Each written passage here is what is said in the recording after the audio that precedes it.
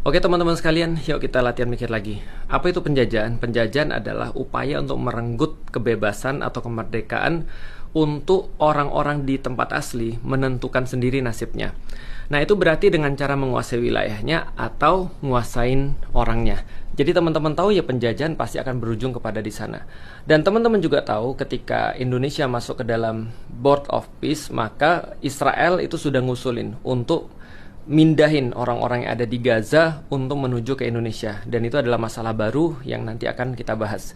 Tapi yang jelas, mindahin orang-orang yang ada di Gaza itu berarti mengosongkan daerah itu, dan itulah tujuan awalnya mereka mau untuk membombardir Gaza dan mereka menjajah dan menduduki wilayah itu dari awalnya, dan itu juga yang menjadi target daripada Amerika. Yang sudah dibuktikan oleh Amerika dengan sangat jelas sekali gitu kan, clear sekali di dataran tinggi Golan di daerah Suriah yang diambil untuk Israel. Yang kedua teman-teman sekalian, baru-baru ini juga beredar ada sekitar 6.000 kalau nggak lebih yang akan diberangkatkan pasukan perdamaian dari Indonesia untuk menuju ke Gaza. Problematikanya adalah pasukan perdamaian ini biasanya berada dalam joint forces, jadi kayak pasukan gabungan gitu untuk menjamin kepentingan Board of Peace.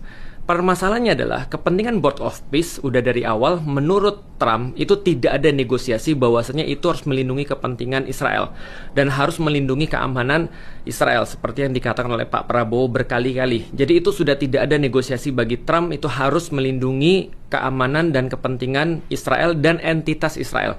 Dan Israel sendiri bilang bahwasanya dia tidak akan pernah menoleransi untuk ada orang-orang yang mau mendirikan ataupun wacana pendirian negara Palestina, nggak akan. Maka pertanyaannya adalah ketika pasukan kita dikirim ke sana, Joint Forces itu kan dikomandai oleh BOP, dan BOP sudah nunjuk siapa operatornya, Israel dan juga Amerika. Pertanyaannya nanti adalah, kalau andaikan pasukan kita, pasukan Indonesia, tentara Indonesia di sana menjaga perdamaian dalam tanda kutip perdamaian model mereka, yaitu adalah berarti melawan para pejuang-pejuang di Gaza, lalu gimana tuh? Kebayang nggak efeknya sih?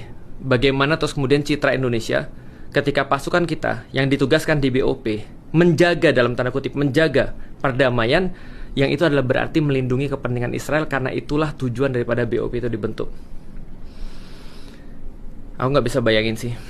Mudah-mudahan para pemimpin kita dikaruniai sebuah kejelasan dalam berpikir, kejernihan dalam berpikir, dan Allah melindungi kita daripada makar-makar orang-orang yang gak suka dengan Islam dengan cara mengadu domba kita.